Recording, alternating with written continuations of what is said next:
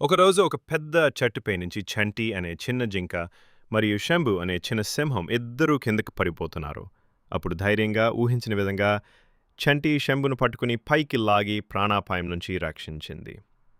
తను కాపాడబడినందుకు కృతజ్ఞతగా శంభు నెమ్మదిగా చంటి తలపై నోరు పెట్టి ప్రేమగా లిక్కేశాడు.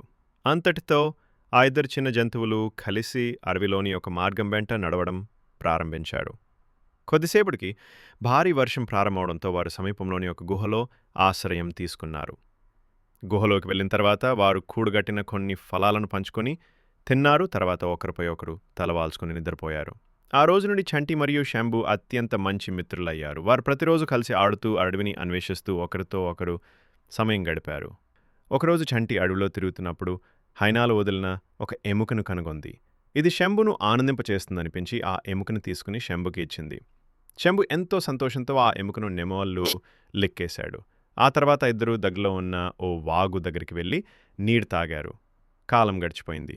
శంభు తన కుటుంబానికి తిరిగి వెళ్లాల్సిన సమయం వచ్చింది. ఇద్దరూ హృదయపూర్వకంగా వీడ్కోలు చెప్పుకుని విడిపోయాడు.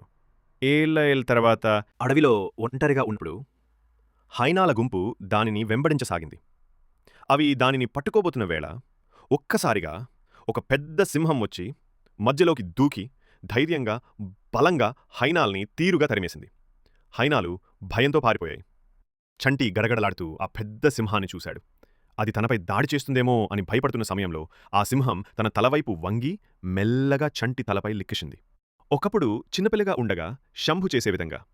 ఆ క్షణంలో చంటికి అంతా గుర్తొచ్చింది. అది శంభు, తన చిన్ననాటి మిత్రుడు. చంటి ఆనందంతో పరిగెత్తి శంభుని దగ్గరికి వెళ్లాడు. ఇద్దరూ ఒకరికొకరు కౌగిలించుకుని చాలా సంవత్సరాల తర్వాత కలుసుకున్న ఆనందంలో మునిగిపోయారు.